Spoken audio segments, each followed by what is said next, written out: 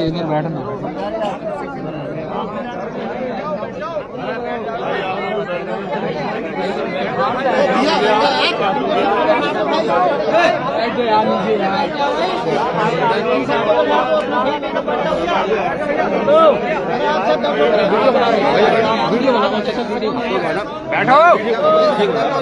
बैठो बैठो।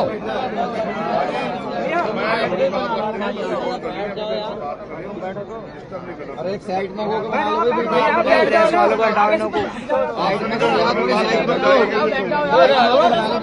बिल्कुल इधर बिल्कुल आ जाओ आए चल सही है जरा बहुत तमाशा बैठो जब आप यहाँ बैठ नहीं पा रहे बैठो यार। अरे मेरे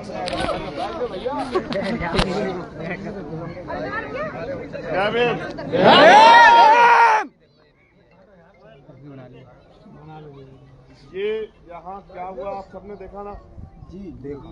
कल रात से अब तक आप लोगों को पता लगा ना यहाँ क्या हुआ जी जी। और ये कोई पहली घटना नहीं है, घुमा के ये रोज होता है। अरे कि यार इनसे साइड मेरे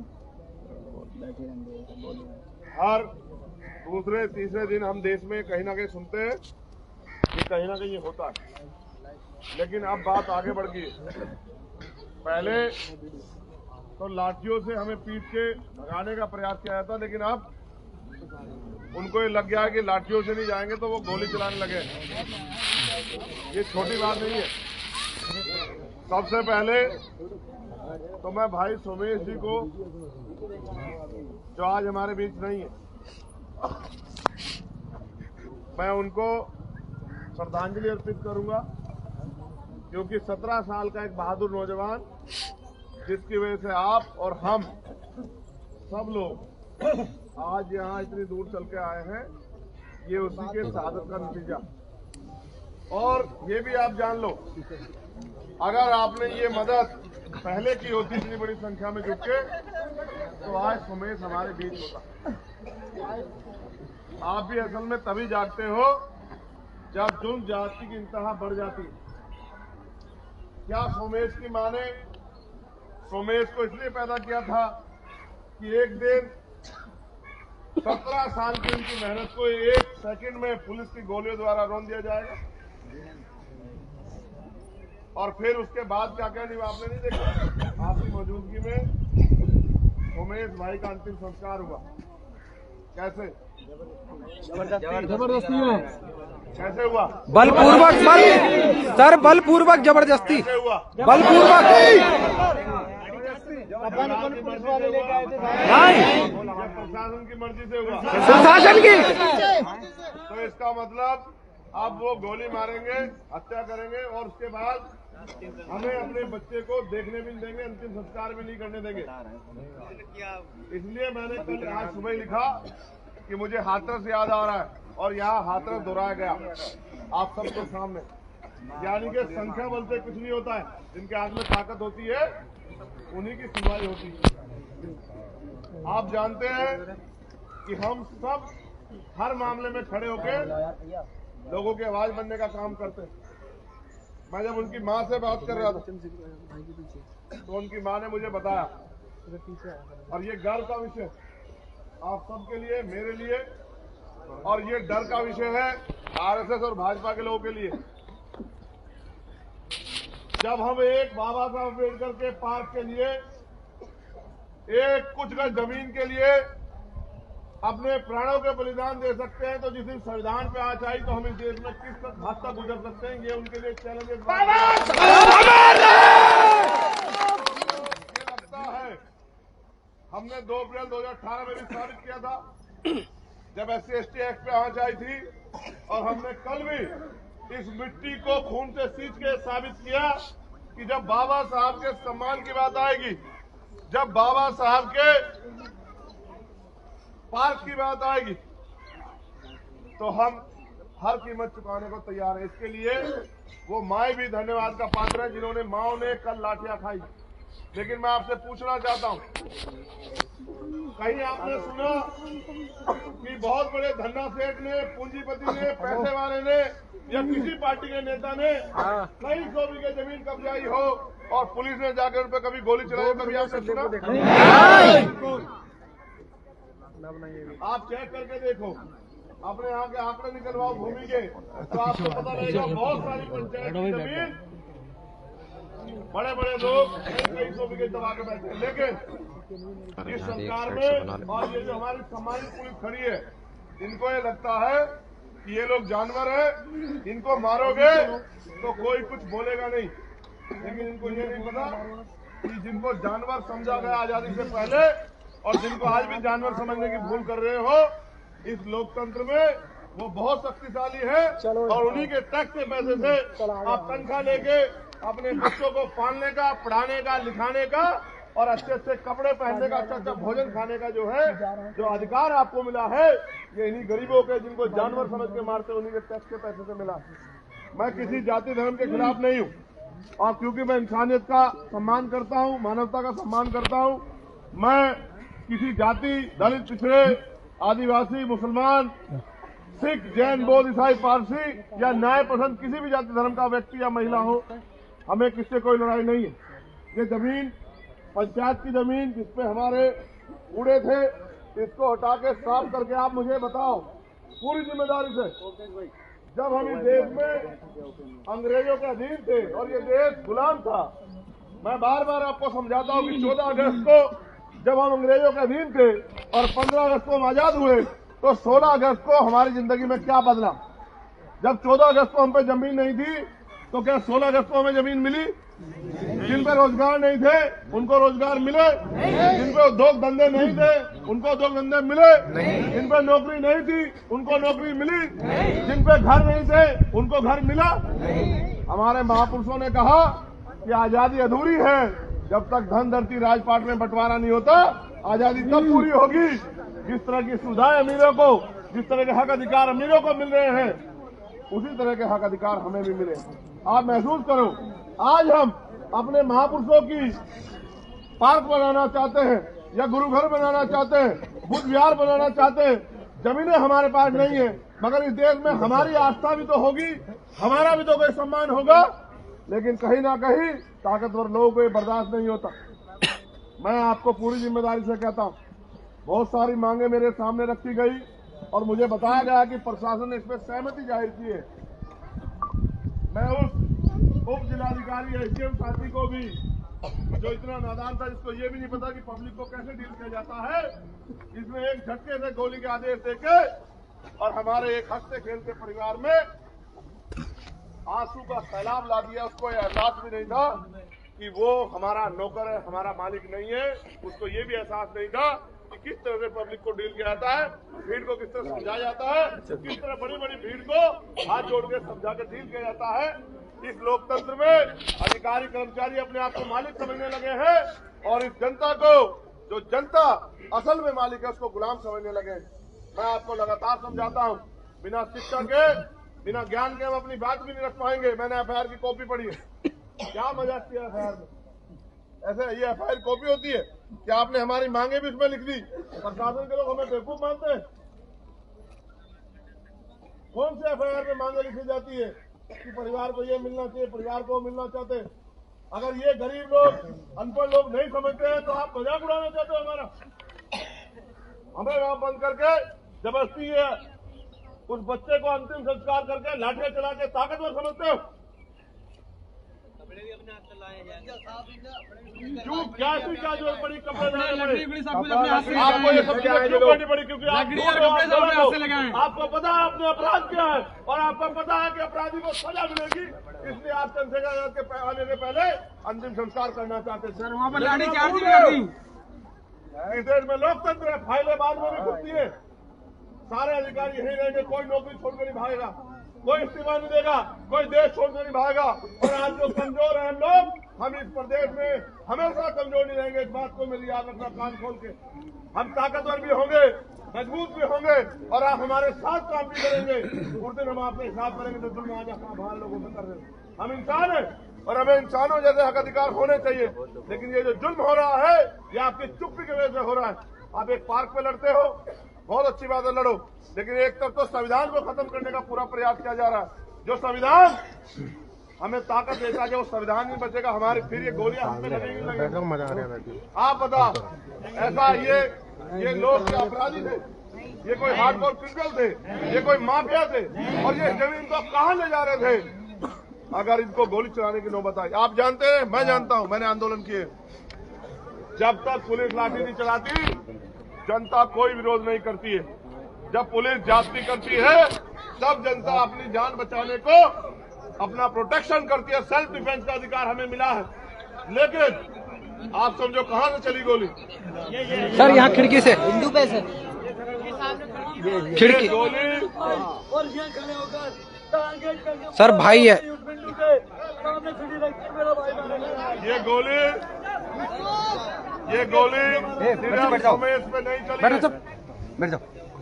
सोमेश भाई ने तो शहादत दे दी। ये गोली हर बाबा साहब अम्बेडकर को मानने वाले व्यक्ति पर चली है। देश दुनिया में रहने वाले हर संविधान को मानने वाले व्यक्ति पर चली है। इस गोली का बदला हम संविधान की ताकत से उन वर्दी वाले गुंडों को सजा दिला के पूरा करेंगे। मैं आपसे फिर कहना चाहता हूँ, जो लोग इस पार्क का विरोध कर रहे हैं वो भी अनजान है। उनको भी नहीं पता कि उनको भी इस देश में स्वाभिमान सम्मान का जीवन बाबा साहब अम्बेडकर के संविधान ने दिया। उनको भी इस बात की जानकारी नहीं। लेकिन हम लोग जागरूक हैं, हम लोग अपने अधिकारों के प्रति सचेत हैं। हमारे महापुरुषों ने हमें सचेत किया है। कभी हमारी माँ बहनें बाबा साहब अम्बेडकर की पार्क की वैल्यू समझती है। ये पार्क हमारे पास हमारी धरोहर है। इस धरोहर पे, और आप जानते नहीं हो क्या, प्रधान जी ने इस पार्क का, अब इस बोर्ड का अपने हाथ से पुलिस आई थी, पुलिस ने आते ही डंडे मारने शुरू कर दिया। हमारे भैया ने बहू को यहाँ पैरों में मारे थे और यहाँ पर मारे थे। जेंट्स पुलिस थी, लेडीज पुलिस थी।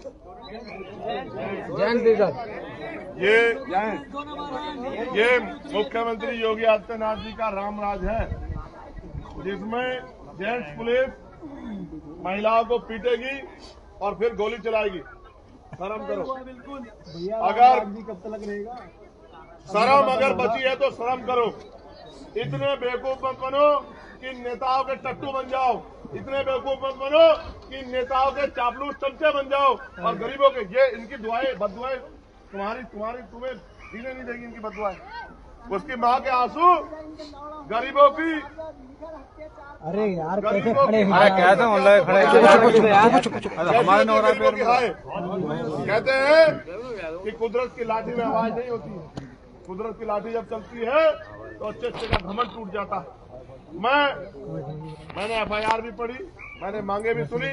मैं आपको भी मांगे बताता हूँ और मैं आपसे अपील करता हूँ, क्या मुझे वो मांगे वाला पर्चा मिलेगा? इसके बाद भाई हमारे साथी ने फोटो खींचा था, अगर उसके पास हो तो मुझे दे दो।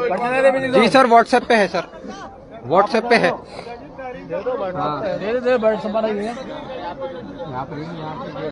गरीबों की सुरक्षा करने की जिम्मेदारी है, जिनको देख के हर पीड़ित अपने आप को सुरक्षित महसूस करता है। वही अगर कानून से खिलवाड़ करने लग जाए, अगर इस FIR को देखेगा तो वो हंसेगा। 25 लोगों पे मुकदमा और पूरी जो भाषा शैली लिखी गई है वो ऐसी भी नहीं कि वो कोर्ट में एक दिन टिक जाए। ये जानबूझ के इस घटना को बदलने के लिए और अपने साथियों को बचाने के लिए किया। लेकिन संविधान तो ये कहता ना कि अपराध करने वाला चाहे मुख्यमंत्री हो, प्रधानमंत्री, किसान हो, मजदूर, जो अपराध करेगा उसको सजा मिलेगी। यहाँ मांग ये है, पहली मांग, उप जिलाधिकारी के विरुद्ध रिपोर्ट दर्ज करते हुए कार्रवाई की जाए, उसको नौकरी से बर्खास्त किया जाए। क्या नौकरी से बर्खास्त किया गया? नहीं सर, नहीं। वो गोली चलाएगा और उसकी बदली होगी सिर्फ। नहीं, हमारे भाई की जान चली गई, उसकी बदली होगी। बहुत अच्छे। चौकी पर तैनात चौकी इंचार्ज एवं समस्त पुलिस कर्मियों को नौकरी से बर्खास्त किया जाए। मैं ये नहीं कहता जिसका दोष है, जिसका दोष नहीं है, इस पर कार्रवाई करो। लेकिन मैं पूछना चाहता हूँ, जिस पुलिस ने ये नंगा नाच किया, क्या उन पुलिस वालों पे कार्रवाई होनी चाहिए, नहीं होनी चाहिए? मृतक के परिजनों को 1 करोड़ रुपए का मुआवजा दिया जाए। आप याद करो, लखनऊ में यूपी पुलिस के एक जवान ने गोली मार के एक व्यक्ति की हत्या की जी। मुख्यमंत्री ने उस परिवार को बुलाया, नौकरी दी, 50 लाख रुपए का मुआवजा दिया, नौकरी और क्लास 1 की नौकरी जो है जी वो उसकी पत्नी को दी। ये हत्या किसने की? किसने की हत्या? पुलिस ने। तो फिर आपसे दोहरा क्यों हो रहा है? आपको भी वो मुआवजा और वो नौकरी मिलनी चाहिए, नहीं मिलनी चाहिए? बताओ। मिलनी चाहिए। एक और घटना हुई थी, एक व्यापारी को आजमगढ़ में या गोरखपुर में पुलिस ने होटल में घुस के मारा। उसके परिवार को भी मुआवजा और उसकी पत्नी को भी या उसके परिवार किसी व्यक्ति को नौकरी दी गई। ये 2 उदाहरण हमारे सामने है जो उत्तर प्रदेश सरकार ने उत्तर प्रदेश पुलिस की अपराध करने पे किया। लेकिन अभी हमारे व्यक्ति को क्या मिलेगा इसकी जानकारी हमें नहीं। किसका फोन है ये? मेरा फोन। इसका लोग खोलना। इसे सौंदर्यीकरण कराया जाए, साथ ही मृतक की प्रतिमा पार्क में लगाई जाए। आप ये बताओ, जेस अंबेडकर पार्क के लिए हमारे भाई ने बलिदान दिया और हमारी माओ बहनों ने लाठियां खाई। क्या उस अंबेडकर पार्क का निर्माण जल्दी होना चाहिए, नहीं होना चाहिए? आज से स्टार्ट होता। और मेरी बात को गौर से सुनो, यहाँ पूंजीपतियों को, धन्ना सेठों को, उद्योगपति को 1-1 रुपए लीज पे 100 साल के लिए जमीन, 60 साल के लिए, 50 साल के लिए उद्योग लगाने के लिए दी जाती है। लेकिन जो लोग खेती करते हैं, मेहनत करते हैं उस मिट्टी में, उनको वो जमीन उनके नाम नहीं होती। ये कितना एरिया होगा? पूरा 3 बीघा करीब। 2.5-3 बीघे। 1.5 बीघे होगी सर, 2.5-3 बीघे होगी। 2 बीघे होगी। हाँ, 1.5-2 बीघे।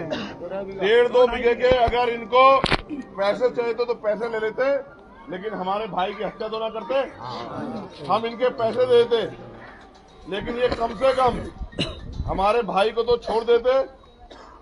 सर में गोली जान से मारने की नीयत से मारी जाती है। अगर कोई बहुत बड़ा इस तरह की स्थिति हो जाए तो लॉ एंड ऑर्डर मेंटेन करने के लिए पैर में गोली मारी जाती है, यही रूल है। लेकिन सर में गोली मारी गई और वहां तो मारने वाले का मोटिव साफ था कि वो उसकी हत्या करना चाहता था। ठीक है, रिपोर्ट के अनुसार दोषी व्यक्तियों को शीघ्र जेल भेजा जाए। कोई गिरफ्तार हुआ? नहीं सर, अभी तक। जख्मी लोगों की आर्थिक मदद की जाए। अब आपको जान के बड़ा आश्चर्य होगा कि जो 2 लोग जख्मी हैं उनमें से एक जो भाई रईसपाल सनोब ओमकार है, जिसके दोनों पैरों में गोली लगी है, अभी उसका कोई इलाज नहीं हुआ। उसकी गोली भी निकाली गई, उसको इन्फेक्शन हो जाएगा, हो सकता है उसका पैर काटना पड़े। और मुझे लगता है कि प्रशासन और पुलिस उसके भी मरने का इंतजार कर रही है कि ना रहेगा बांस, ना बजेगी बांसुरी, ना रहेगा रईसपाल, ना देगा कोई गवाही। और इनके जो साथी जिन्होंने गोली चलाई है, जिन्होंने अपराध किया है, वो सरेआम बच जाएंगे। रमन सदोवीर सिंह हाथ में गोली लगी है, इसका संज्ञान भी नहीं लिया गया। इससे स्पष्ट होता है कि उनकी मंशा उस घायल व्यक्ति को स्वस्थ कराने की नहीं है। और आखिरी मांग ये है, ये दे दो पकड़ के, तुम दे रहे काम है।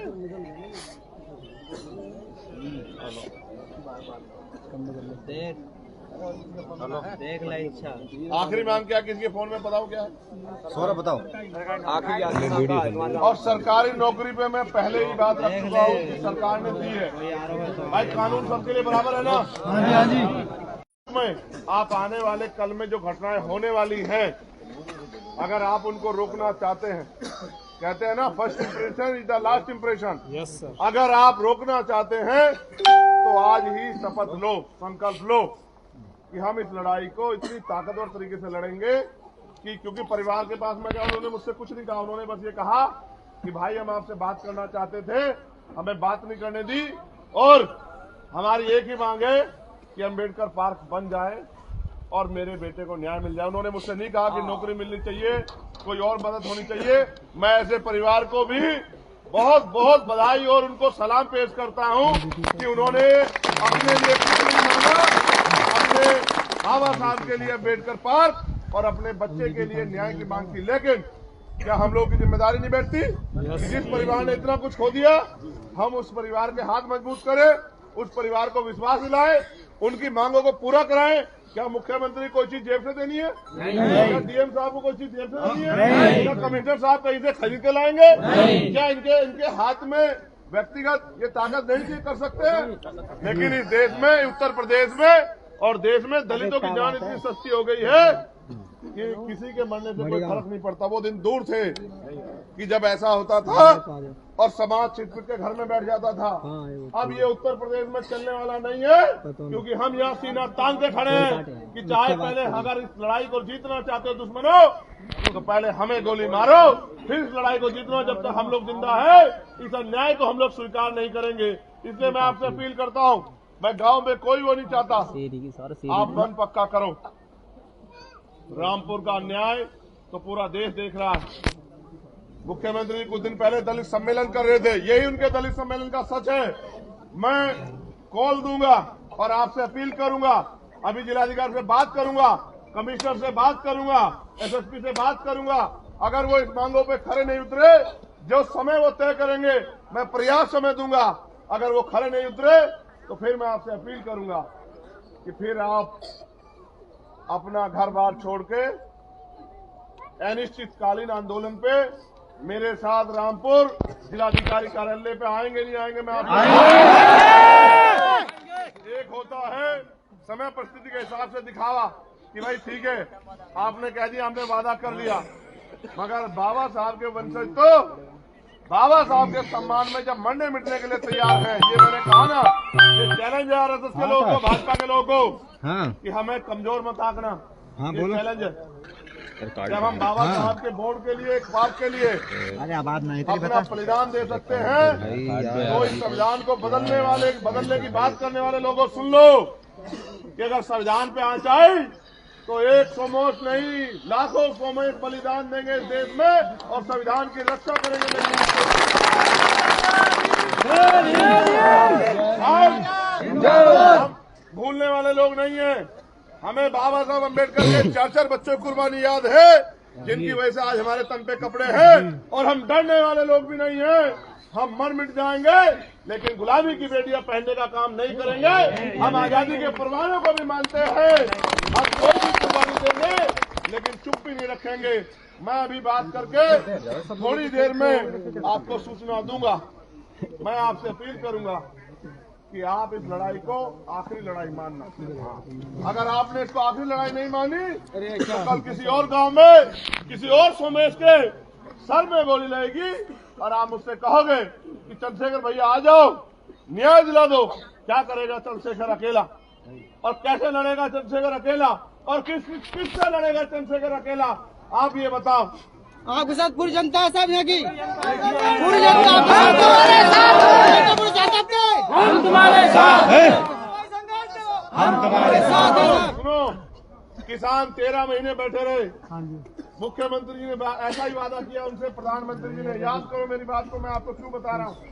प्रधानमंत्री ने ऐसा ही वादा किया उनसे मीटिंग करके और कहा एमएसपी की गारंटी देंगे, आपके मुकदमे वापस करेंगे। क्या हुए? नहीं हुए। 13 महीने की कुर्बानी और 700 लोगों की शहादत के बाद 2 साल बाद, 1.5 साल बाद उनको पता लगा कि प्रधानमंत्री ने उनसे झूठ बोला। जब प्रधानमंत्री झूठ बोल सकता है तो कमिश्नर साहब, डीएम साहब, कप्तान साहब का क्या हम भरोसा करें? आपको याद होगा, हाथरस में मुख्यमंत्री ने ट्वीट करके कहा इस परिवार को सरकारी आवास और नौकरी दूंगा। आज तक उस परिवार को सरकारी आवास और नौकरी नहीं मिली। ये जाति धर्म देख के कार्रवाई करते हैं, ये जाति धर्म देख के न्याय करते हैं। इनकी बंदूक का लोहा भी जाति धर्म देख के चलता है। और आप ये भी समझ लो, वो जो गोली लगी वो गोली भी आपके टैक्स के पैसे से आई है। इन्होंने कोई गरीब गोली अपनी तनख्वाह से नहीं खरीदी, आपके टैक्स के पैसे गोली से आपको मारने का उत्तर प्रदेश में हो रहा है। तो मैं आपसे एक अपील करूंगा मेरे भाइयों बहनों, एक आदमी अकेला नहीं आएगा, अगर आप सच में बाबा साहब की संतान है तो जो तारीख मैं आपको दूंगा, एक आदमी कम से कम 10 आदमी को लेकर आएगा और ऐलान तो करेगा कि ये लड़ाई हमारी आखिरी है। आप महसूस करो, सरेआम गोलियां चल रही है, हमारी चुप्पी कल किसी और घटना को अंजाम देगी। क्या आप कमर कस चुके हो? दोनों हाथ उठा के बताओ, क्या आप इस लड़ाई को लड़ने के लिए तैयार हो?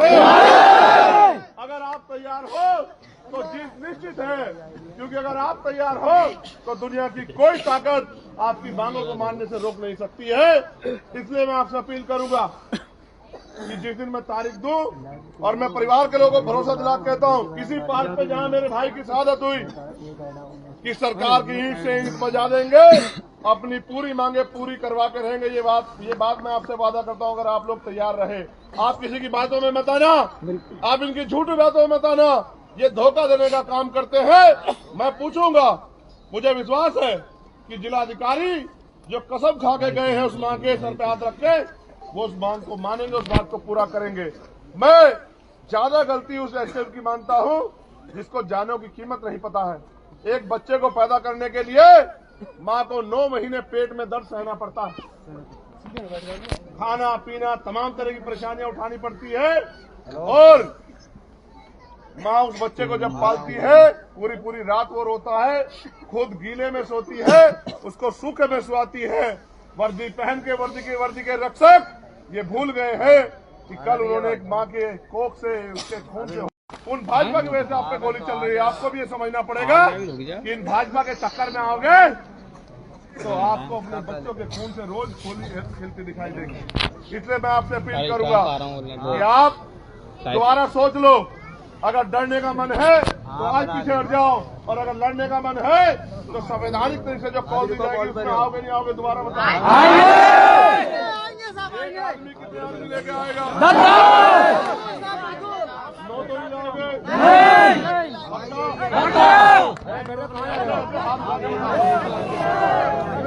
भैया ट्रैक्टर ट्राली जोड़ के ले।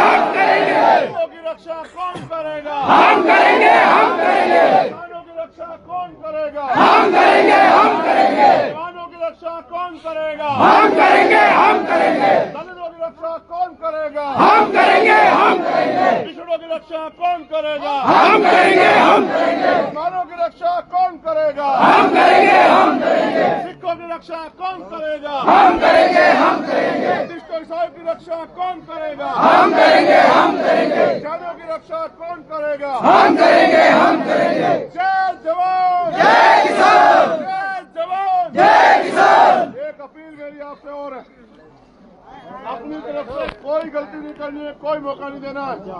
जिस तरह से आए हो उसी तरह से लौट जाओ और मेरी कॉल का इंतजार करो। कोई अपनी तरफ से गलती नहीं करनी है, कोई मौका नहीं देना है। हमारी पीठ पे लड़ पड़ी हुई, आपकी पीठ पे पड़ी एक लाठी की कसम। चंद्रशेखर आजाद आपसे वादा करता है, आपकी पीठ पे पड़ी एक लाठी की कसम। सौगंध संकल्प, जब तक न्याय नहीं मिलेगा आंदोलन जारी रहेगा। लेकिन आपसे मेरी अपील है मेरे लोगों, हम संविधान को मानने वाले लोग हैं। आए हो ऐसे ही शांति से चले जाओ अपने अपने घरों की तरफ, और मेरी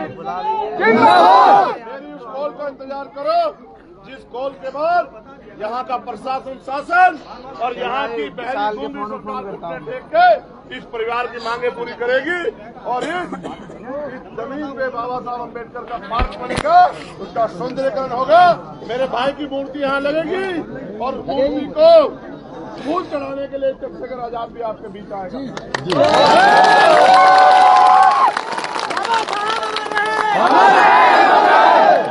एक बार मीडिया के लोगों से बात कर लूं।